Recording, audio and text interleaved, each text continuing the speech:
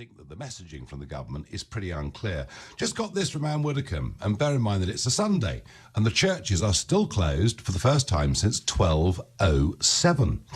Cardinal Nichols, and he's the head of the Roman Catholic Church, Cardinal Nichols has just challenged the government as to why shops can open again, but not churches for private prayer. Seems to me on a Sunday that's a perfectly reasonable question. Now, we are entering a very important 4 weeks.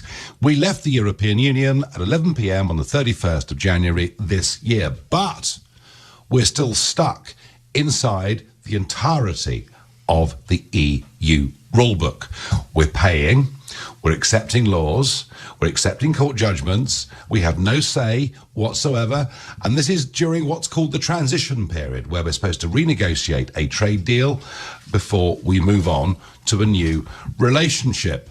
We've seen over the last week our chief negotiator, David Frost, sounding pretty tough. But there's quite a big response this morning in my Sunday Times coming from Michel Barnier. And he points out that the withdrawal agreement that Boris Johnson signed up to in October last year, that he said was a great deal, was oven ready. Remember all that stuff? And Barnier points out, well, hang on a second.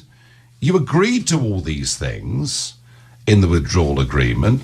You agreed effectively for fishing to stay on the same basis that it currently is. You agreed to effectively staying part of a level playing field with the rest of Europe. And now you've changed the rules. So Barnier is feeling pretty sore about all of this. Now, the argument against that is that since that was signed, there was a general election, there was a new manifesto, but we really are entering a very, very crucial few weeks. And you know, is the government prepared to leave on WTO rules? Is a deal still possible? And is Barnier being realistic or not? Well, joining me is James Crisp, Brussels correspondent for The Telegraph. Good morning, James. Good morning, Nigel. How are you? Good morning. Yeah, fine. I mean, kind of, Barnier has half a point, doesn't he? Yeah, he has half a point. The political declaration is a joint document. Both sides signed up to it. Yep. But, he's a clever man. He also knows that it's a non-binding political document. You could conceivably argue, well, the political document says you have to negotiate a zero tariff, zero quota deal. Well, the red lines that the EU's taken in other parts of the trade deal make that impossible. So maybe they're not living up to their side. Of the commitments made in the political declaration. Yeah, I mean, James, I absolutely hated that deal back in October, as you know, but it was readily accepted. And I think it was almost sort of Brexhaustion, if the Prime Minister says he's got a good deal, he's got a good deal. I was trying to argue against the detail of it, but I think the general election actually did change all of that. What are the prospects, in your view, of some sensible agreement being reached? I think there's a chance. At the moment, we're still in a chest-beating exercise. I mean, that's what this interview is all about. Actually, nothing that Barnier said there was that new.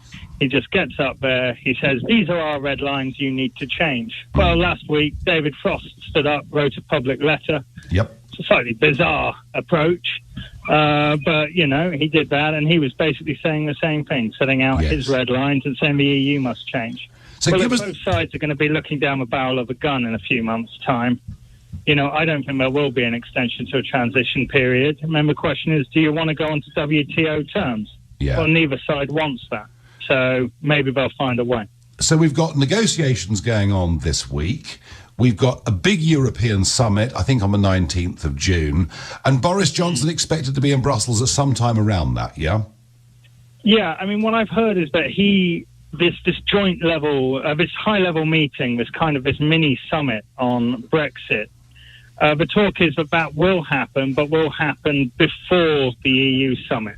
Yes. The reason for that is that the EU summit is going to be covering recovery coronavirus. I mean, to say that coronavirus has trumped Brexit, not just in Brussels, but in all of the capitals of the EU 27, and arguably in London as well.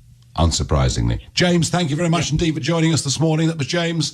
And James's view is there's not going to be an extension. You heard that. And that means we then run down to the deadline of the 31st of December.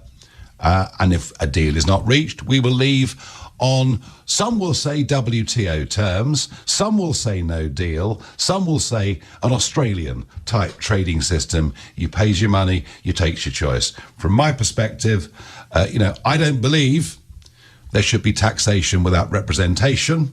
I think to stay inside transition for a moment longer than the 31st of December would be a very bad thing for us. It would not allow us to negotiate any new arrangements around the rest of the world.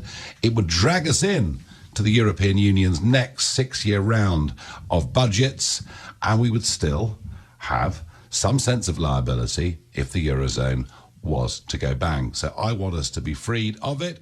I'd rather have a sensible free trade deal, but if in the end Barnier won't do it, he won't do it. We will make America great again.